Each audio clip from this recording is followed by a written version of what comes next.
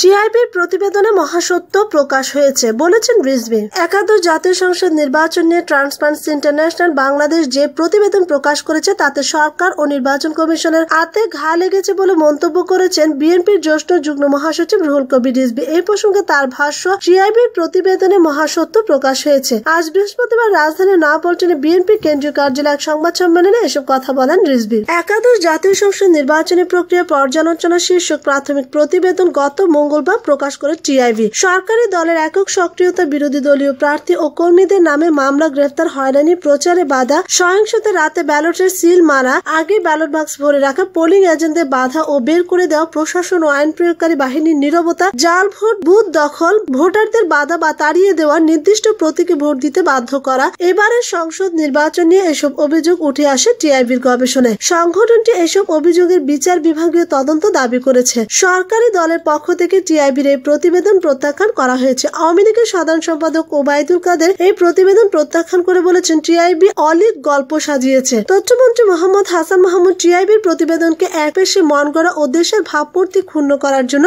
যথেষ্ট বলে মন্তব্য করেছেন। টিআইবির এই প্রতিবেদন গতকাল বুধবার পুরোপুরি প্রত্যাখ্যান করেন প্রধান নির্বাচন commissioner K M Nurul Huda. তিনি বলেছেন, নির্বাচন নিয়ে টিআইবির গবেষণা প্রতিবেদন ভিত্তিহীন। বিএনপির জ্যেষ্ঠ যুগ্ম মহাসচিব রিজভী আজ দেওয়া বিবৃতিতে দাবি করেন, টিআইবির রিপোর্টে ভোট ডাকাতির মহাসত্য প্রকাশ হওয়াতে সরকারের মন্ত্রীরা ও নির্বাচন কমিশন মুখ লুকাতে পারছে না। সেজন্য আত্মচিৎকার করে সত্য লুকানোর চেষ্টা করলেও কোনো লাভ নেই। মানুষ যা জানার নির্বাচনের আগের দিন রাত থেকে জেনেছে। রিজভীর ভাষ্য, আন্তর্জাতিক মানসম্পন্ন বিভিন্ন সংগঠন এই নির্বাচন নিয়ে প্রশ্ন তুলেছে। বিশ্বের নানা গণতান্ত্রিক দেশ বলেছে এই নির্বাচন প্রশ্নবিদ্ধ। তারা এই নির্বাচনকে স্বীকৃতি দেয়নি, তদন্ত দাবি করেছে। রিজভী বলেন, ক্ষমতা চিরদিনের জন্য আঁকড়ে ধরে নিরঙ্কুশ কর্তৃত্ব প্রতিষ্ঠা করতে ভোটারদের ভোট দেওয়া থেকে বঞ্চিত করা হয়েছে। সংবাদ সম্মেলনে রিজভী দলের কারাবন্দী চেয়ারপারসন খালেদা জিয়ার স্বাস্থ্যগত অবস্থা নিয়েও কথা বলেন। তিনি অভিযোগ করেন, সাজানো ও অসত্য মামলায় খালেদা জিয়াকে ঘন ঘন আদালতে উপস্থিত করা হচ্ছে। সরকারের কারসাজিতে তার জীবন গভীর সংকটের দিকে ঠেলে দেওয়া হচ্ছে। খালেদা জিয়াকে দ্রুত বিশেষায়িত হাসপাতালে চিকিৎসার ব্যবস্থা করতে দাবি জানান রিজভী। আগামী শনিবার বিএনপির প্রতিষ্ঠাতা ও সাবেক রাষ্ট্রপতি জিয়াউর রহমানের ৮৩তম জন্মদিন উপলক্ষে দলীয় কর্মসূচির কথা সংবাদ সম্মেলনে তুলে ধরেন রিজভী। এবার ভিন্ন প্রসঙ্গ, বিএনপি কে মাহিবী চৌধুরীর হুমকি। বদরুদ্দোজা চৌধুরীকে রাষ্ট্রপতি পদ থেকে বিএনপি জামায়াতের পদত্যাগে বাধ্য করা নিয়ে মুখ খুললে তার ছেলে ও বিকল্পধারার প্রেসিডিয়াম সদস্য মাহিবী চৌধুরী ৩০ জানুয়ারির সংসদ অধিবেশনে যোগ দিতে সেদিনকার অপমানের কথা জাতির সামনে তুলে ধরবেন বলে জানিয়েছে তরুণ এই সংসদ সদস্য। রোববার রাজনীতিতে বিকল্পধারার নির্বাচিত ২ সংসদ সদস্যকে দলের পক্ষ থেকে দেয়া সংবর্ধনা অনুষ্ঠানে তিনি এসব কথা বলেন। এদিন বিকল্পধারার মহাসচিব মেজর অব আব্দুল মান্নান ও প্রেসিডিয়াম সদস্য মাহিবী চৌধুরীকে দলের পক্ষ থেকে সংবর্ধনা দেওয়া হয়। এ দুজন একাদশ সংসদ নির্বাচনে মহাজোটের মনোনয়নের সংসদ সদস্য নির্বাচিত হয়েছে। মাহিবী চৌধুরী এমপি বলেন, প্রেসিডেন্ট বদরুদ্দোজা চৌধুরীকে বিএনপি জামায়াত অত্যন্ত অপমানজনকভাবে রাষ্ট্রপতি পদ থেকে পদত্যাগ করতে বাধ্য করেছে। তার প্রতি অন্যায় করা হয়েছে। আমি তখন সংসদ সদস্য থেকেও সংসদে এ নিয়ে কথা বলতে পারিনি। পদত্যাগের পরও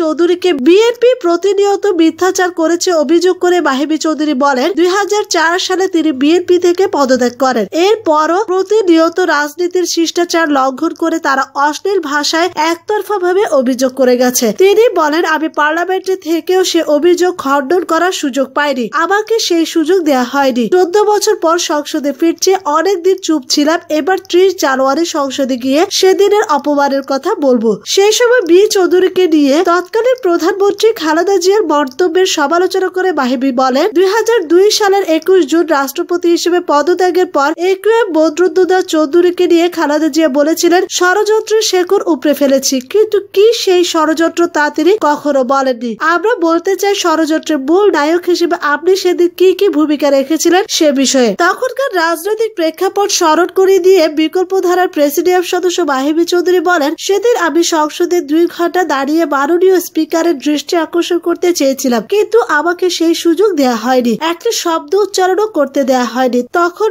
চৌধুরীর বিরুদ্ধে বেইমানির অভিযোগ এনে মিথ্যাচার করেছিলেন বিএনপি নেতারা। পদত্যাগের পর চৌধুরী বাড়িতে হামলার ঘটনা সংসদে তুলতে চাইলেও সেই সুযোগ দেয়া হয়নি বলে অভিযোগ করেন তিনি। প্রসঙ্গত ২০০১ সালে বিএনপি জামায়াত ক্ষমতায় এলে বিএনপির প্রতিষ্ঠাতা মহাসচিব ডক্টর একিউ বদরুদ্দোজা চৌধুরীকে রাষ্ট্রপতি করা হয়। পরে মৃত্যু বার্ষিকীতে বিএনপির প্রতিষ্ঠাতা জিয়া জিয়াউর রহমানের কবর জিয়ারত করতে না যাওয়ায় বি চৌধুরীর বিরুদ্ধে ইমপিচমেন্টের সিদ্ধান্ত নেয় বিএনপির সংসদীয় দলের সভা। পরে 2002 সালের 21 জুন বি চৌধুরী রাষ্ট্রপতির পদ থেকে পদত্যাগে বাধ্য হন। এবার ভিন্ন প্রসঙ্গ, ঐক্যফ্রন্টের দাবি আমলে নিল না ইসি। নির্বাচন বাতিলের দাবি করে জাতীয় ঐক্যফ্রন্টের করা আবেদন আমলে নেয়নি নির্বাচন কমিশন। কমিশন বলেছে নির্বাচন ফলাফল নিয়ে কারো কোনো আপত্তি থাকলে তারা নির্বাচনী ট্রাইব্যুনালে যেতে পারে। এই বিষয়ে ইসির কিছু করার নেই। আজ সোমবার ইসির বৈঠক শেষে সংবাদ ব্রিফিং এ ইসি সচিবালয়ের সচিব হেলালুদ্দিন আহমেদ সাংবাদিকদের এ তথ্য জানান। গত 30 ডিসেম্বর একাদশ জাতীয় সংসদ নির্বাচনে ভোট গ্রহণ অনুষ্ঠিত হয়। এই নির্বাচনে বিএনপি নেতৃত্বাধীন ঐক্যফ্রন্ট 8টি আসনে জয় পেয়েছে। ক্ষমতাসীন আওয়ামী লীগ পেয়েছে 257টি আসন। 3 জানুয়ারি ঐক্যফ্রন্ট এই নির্বাচন বাতিল এবং নির্দলীয় সরকারের অধীনে নতুন করে নির্বাচন দেওয়ার দাবি করে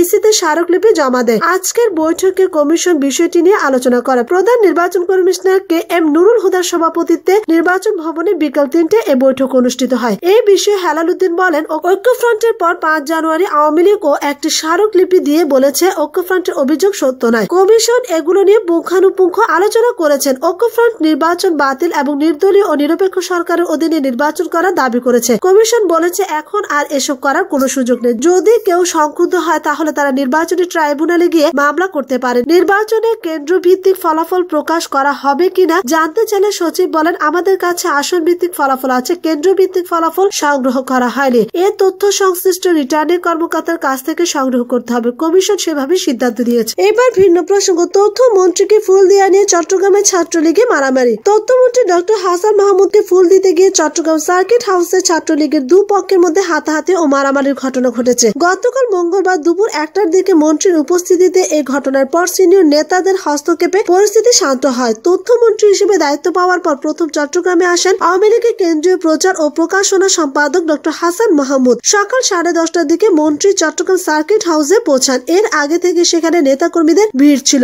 মন্ত্রী আসার পর প্রথমে সার্কিট হাউসের সম্মেলনকে চট্টগ্রাম মহানগর আওয়ামী লীগের নেতাদের সাথে এবং পরে সাংবাদিকদের সঙ্গে মত বিনিময় করেন। এই সময় সভাস্থলে ছিল নেতাকর্মীতে ভরা। সেখানে উপস্থিত ছিল চট্টগ্রাম উত্তর জেলা ছাত্রলীগের শখানেক নেতাকর্মী। মত বিনিময় শেষ করে মন্ত্রী চট্টগ্রাম সিটি মেয়র আজম নাসির উদ্দিন বের হন। তখন সার্কিট হাউসের সামনে নেতাকর্মীদের হুড়োহুড়ি শুরু হয়ে যায়। ফুল দেয়া, মোবাইলে ছবি তোলা নিয়ে বিশৃঙ্খল পরিস্থিতির সৃষ্টি হয়। এর এক পর্যায়ে হাতাহাতিতে জড়ান ছাত্রলীগের নেতাকর্মীরা। এই বিষয়ে তানভীর হোসেন তবু বলে, ছাত্রলীগের নেতাকর্মীরা সকাল থেকে সার্কিট হাউসে মন্ত্রীর জন্য অপেক্ষা করেছিলেন। মন্ত্রী বের হওয়ার সময় ভিড়ের মধ্যে ফুল দিতে গিয়ে সামান্য ধাক্কাধাক্কি হয়। এই সময় কয়েকজন ছোট ভাই আর রাগ সামলাতে পারেনি। তখন সামান্য হাতাহাতি হয়েছে। আমরা দ্রুত তাদের সরিয়ে দিয়েছি। চট্টগ্রাম উত্তর জেলা আওয়ামী লীগের ও মানব সম্পদ বিষয়ক সম্পাদক চৌধুরী বেদার বলে, ছাত্রলীগের জুনিয়র কয়েকজন ছেলের মধ্যে সামান্য কথা কাটাকাটি হয়েছে। আসলে মন্ত্রীকে বরণ করতে অনেক নেতাকর্মী সমর্থক সার্কিট হাউসে গিয়েছিল। ভিড়ের মধ্যে সামান্য বিশৃঙ্খলা অস্বাভাবিক কিছু নয়। এটি নিয়ে মাতামাতিরও কিছু নেই।